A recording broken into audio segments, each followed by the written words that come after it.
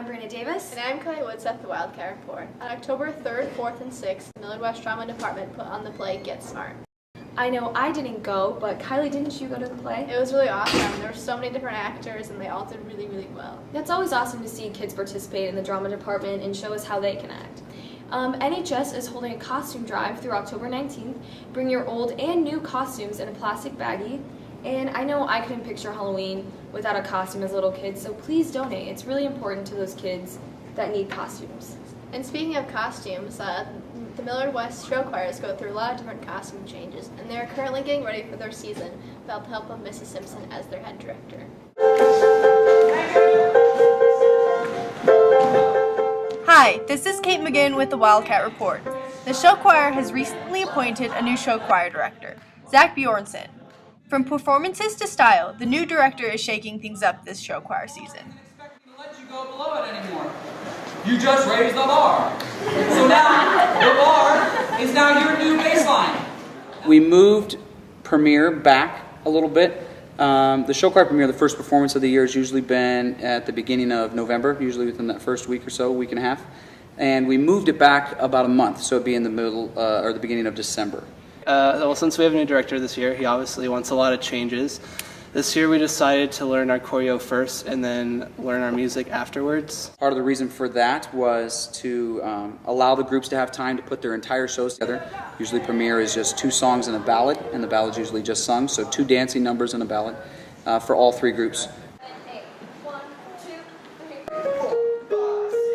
When we got our choreography, it was in the summer this year, and we had 2 weeks to do it before school started, so we were way ahead of when we usually start to learn our show. It's different that we're learning music second.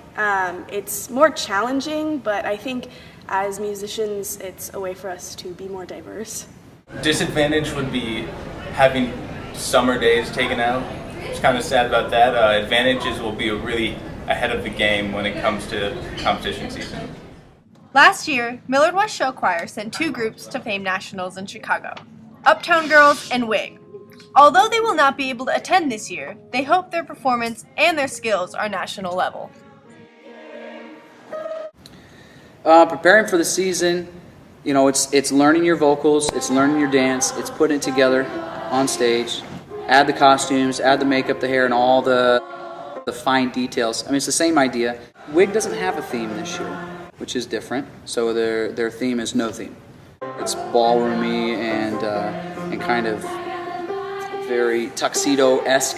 Uptown's theme is love. With 2 new themes, Zach Bjornson offers new teaching style as well. He's very inspirational when we have practice, and he gets us to try a lot harder and work and want to improve as a group, as a whole. And he's really great in that way. Though many things have changed, show choir members remain passionate and dedicated. The thing about show choir is the people. They're just people I can hang out with during season and outside of season, and I just get to have fun and dance my butt off. I think my favorite part about show choir is right after they finish their show and they come running off stage, and the excitement and the exuberance that's going on, and they're sweating and they're crying and they're screaming and hugging, and that for me is absolutely what show choir is about. The HOSA blood drive took place on October 4th at Millard West, sponsored by the American Red Cross. It's a really good cause because each unit of blood can save up to 3 lives. Exactly, I know there's some vicious competition going on between QTs. The most units of blood, I know if you win, you get bragging rights or You get a trophy. It's the Bloodiest QT Award. I mean, who wouldn't want that? And congratulations, Millard West, for winning our homecoming game against Creighton Prep. And hopefully Alex Duncan, a player on Creighton Prep, we're keeping him in our thoughts because I know he suffered a brutal injury that game, but hopefully he's doing okay. And now we'll go to Sports Corner. Being a freshman on any varsity sports team is a huge accomplishment, but also a lot of pressure. Oftentimes, underclassmen have a hard time proving themselves to the veterans of the team, but freshman Seth Hirsch has stepped up immensely and has earned full respect from all of his cross-country teammates. Breaking records left and right, Hirsch has done the seemingly impossible as a new high school runner. He has an undefeated season so far in all of the events he runs, and wins by significant margins too. His training and dedication to athletics comes from hard work and a dedication not known to many. Usually in the morning I got about 8 to 10 miles, and then I have practice after school for like speed. Despite being one of the youngest on the team and having some previous worries about being accepted on varsity, Hirsch has bonded well with his teammates and enjoys being on the team with them. At first I felt intimidated, but now that I'm starting to know them, it's just fun to run with them every day. Seth, along with the varsity cross country as a whole, have had an exceptional season so far. The team recently competed in the Metro meet, held at Millard North last Thursday, and the girls placed third and the boys placed fourth. The JV cross country team joined them at the Metro meets as well, and had a sweeping win, and both the boys and girls came in first place. Way to go, Wildcat runners! Our varsity football team is currently 6-1, with only one close loss against Burke. 3 weeks ago, they had defeated Bryan with a shutout score of 69-0. Next, they beat Omaha Central with an easy score of 42-7. And our latest victims, the Creighton Jays, were our opponents during the season's homecoming game. The final score was 24-21, with senior Harrison Phillips continuing to lead the team in sacks. The JV football team is 5-2 and defeated Westside on homecoming day with a score of 24-20. Our reserve boys team is now 4-2 after a 30-7 win against Burke. Finally, the freshman A team is 3-3 and recently defeated Bryan High School. The boys tennis team season is coming to a close. They will end their regular season with an overall record of 4-5. This week, they will prepare to compete in state this coming weekend. The girls golf team just ended their season and was the runner-up to Millard North and Districts. They also are preparing to compete in state, which takes place this week. Although the lacrosse team isn't in their regular season right now, they did go to a tournament on the 5th in Kansas City. They went 1-1 against two rival teams they previously lost to before. Tanner Lerdahl had a great weekend, scoring 4 goals against Olathe East. Varsity softball's regular season has ended, and they are going out with an overall 13-10 record. They went 3-1 in districts last weekend and will be in Hastings competing for state during their fall break. Best of luck to them. On October 8th, the JV softball team officially ended their season with one final win over Westside High School, making their overall record of 11 wins, 9 losses, and 1 tie. Great season, girls. Sadly, we are starting to say goodbye to some of our beloved fall sports, but with the end of fall sports comes the beginning of winter sports. Girls and boys basketball, girls and boys swimming and diving, and boys wrestling will all be starting up soon. This has been Spencer Bright with the Wildcat Sports Corner. Millard West DECA is holding a canned food drive and wishlist item drive till October 25th. The QT that brings the most canned food items will win a pizza party, and the QT that wins the most wishlist items will win Panera Bagels. So hopefully you all have the incentive to participate since you win a party. Free food, I mean, who wouldn't participate? And you can put those items in brown paper baggies, and then there's an item list for the wishlist drive as well. And this past week we had Homecoming Spirit Week, which was followed by the dance on Saturday, and the theme was all around the world. I actually liked it. Congratulations, Student Council, for that. And I know instead of a homecoming pep rally, we had a homecoming parade. This is the first year that Millard West has ever done a pep parade. Millard West had to change to this parade due to going over code limit. This interferes with fire safety regulations.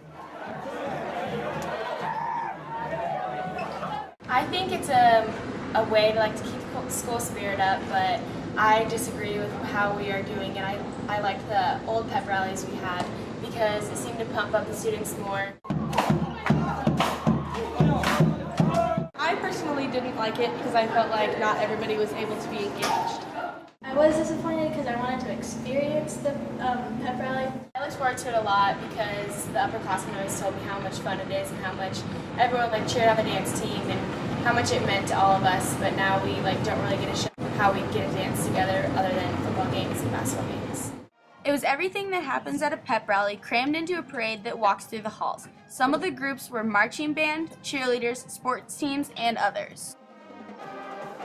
Basically, we do the same thing we did at the Miller Days Parade, and we just kind of are more like cheerleaders instead of dance team because we don't really have a spot to dance anymore. So we just basically do the cheers that the cheerleaders do now.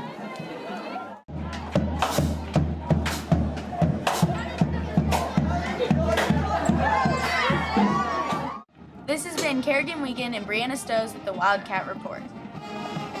Now that we've seen the peppier side of Millard West, there are many boys that struggle to ask their special somebody to homecoming.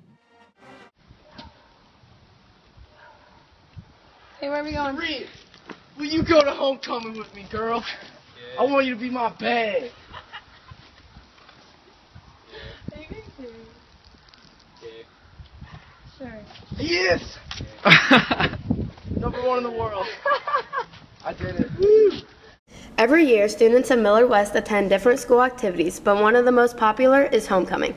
Although most people think that pictures and picking out the perfect dress is the most important, none of this can be done without the perfect date, which is why people think of the most creative ways to ask. I asked Laney Fleener out to homecoming by taking her out to a Chinese restaurant, and then I bought a fortune cookie at the store. I opened it up and put in "Will you go to homecoming with me?" sealed it back up and gave it to her at their Chinese restaurant. By getting her flowers and using pizza and writing on the pizza, "Will you go to homecoming with me?" or is this too cheesy? My name's Angel, and I asked Jordan Rigolinus to homecoming, and I asked her, I bought her a fishbowl, and I said, out of all the fish in the sea, will you go to homecoming with me? And she said yes. I went to his dorm room. I asked his friend for help to blow up 200 balloons and put them all in his dorm room. And I made chocolate peanut butter cupcakes and wrote homecoming on them, and then came out of his closet and asked him to homecoming, and he said yes. I went to Hy-Vee and got a bouquet of roses and then just wrote a note asking her to homecoming and stuck it in the roses and gave it to her. I asked Kamisha Young to homecoming at her home volleyball game. I made a bunch of different signs and said, Kamisha, will you go to homecoming with? And then I had a picture of my big fat head. I was really surprised that I ran up and gave him a hug and said yes. I was asked to homecoming by Grant Wolf. He put his big head on my car with flowers that said yes and a teddy bear. And I picked up the flowers because I said yes, obviously. And I walked out after basketball practice and it was there. Now that homecoming is done, it's time to start thinking about how you're going to ask your date to prom. This has been Megan Sharp and Faith Cain reporting. On Wednesday, October 16th, there's parent-teacher conferences from 4:30 to 8. Make sure your parents go. Exactly. My parents actually haven't been all 4 years that I've been here, but I mean, hey, maybe Wednesday they can start. And now we're going to go to our brand new segment, Everybody Has a Story. Approximately 2,500 students walk through the doors of Millard West between the days of Monday through Friday. Out of the 2,500 students that inhabit this building, each individual has their own unique story. Unraveling each individual story in this building can be a challenge, however, worthwhile. On the second episode of our new segment, Everybody Has a Story on the Wildcat Report, one of our reporters is blindfolded and chooses a classroom on a massive map of Millard West. While choosing a quality time, our reporter landed in the middle of two classrooms. However, majority of the mark landed on room 123. One of our reporters is blindfolded again and marks on another sheet with various grade levels, narrowing down the search. Again, a reporter landed in between two grade levels. However, majority of the mark was on the grade level 12. The final process of choosing the individual, the names of each student consisting in that quality time, are placed in a hat and are randomly selected. Hi, I'm Gianficaro. I'm a senior. Picture moving from your home as a 10-year-old thousands of miles away from what you've grown to know and love to a state you know nothing about. Angela had endured this very situation in the 5th grade. So I was born in Florida, about 20 minutes from Fort Lauderdale, and then I moved at like a series of moments because of my dad's job. I moved to Mississippi when I was 2, and then from there I moved to Pennsylvania, and then I lived there for about 6 years, and then moved here. And I started in 5th grade here at Nyhart Elementary, and then from then on I've just gone. I went to Anderson Middle School, and then my freshman year I came to Millard West. It's just like different here with like sports and like kind of like the norms here are different than there, just because like it is the East Coast, so like the East Coast and the Midwest aren't really the same. It's funny because I moved from the West Coast and she moved from the East Coast, so it's like really different places, I guess, but we both know what it's like to be new, and like that's probably why we got along at first, because I knew that introducing myself to her and like other people could help us be friends. I mean, it was harder on me. I think like my brother was in 8th grade when we moved, and he was like all for it because he was like just gonna go into high school. He like moved as a freshman, so he was gonna kind of start over anyway. I was like in the middle of elementary school. Like I didn't really know anything about like, oh, I didn't think I could make new friends. Like I thought like I had to stay like with the people I knew and like have that life still. As a 5th grader, Angela had no say in moving from Pennsylvania to Nebraska. However, with college approaching, Angela must make the challenging decision of staying in-state or attending her dream school of Penn State.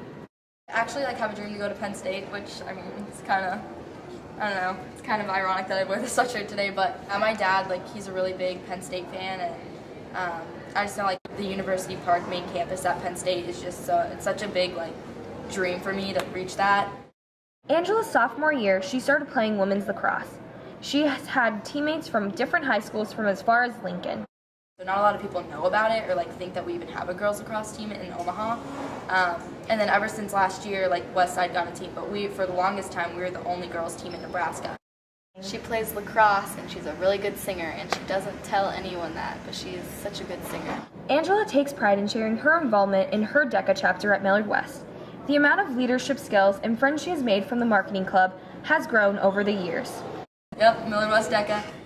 I think she's really into DECA. I know that. She's an officer, and she takes it really seriously, and her and Carly and Colby, they're all partners, and she's just a really good leader. Definitely like DECA. Just do DECA because it is so fun, and it really helped me get involved in Millard West, because, like, if you're not, since I am in that lacrosse team that's, like, not even a part of Millard West at all, like, getting in that school activity like DECA is just, I think it's probably one of the best clubs to get involved with at Millard West. It's just a lot of fun, and it gets you really, like, involved with every part of Millard West. Describing your best friend can be a challenge to some. However, Lauren doesn't hesitate to share her thoughts about Angela. She just has a really good personality, and she's sarcastic, and she always has, like, a witty remark to whatever comment is being made. She's funny. She's really loyal and, like, trustworthy. I can tell her anything. Angela Gianficaro has a huge weight on her shoulders, having to decide where to go to college in less than 7 months, possibly having to relive the struggles of moving again and leaving her friends she has grown so close to know. Thank you for tuning in, Wildcats. Have a safe and wonderful fall break. Hopefully nobody's texting or drinking while driving. One call can save us all. This has been Brianna Davis and Kylie Woodson at the Wildcat Report.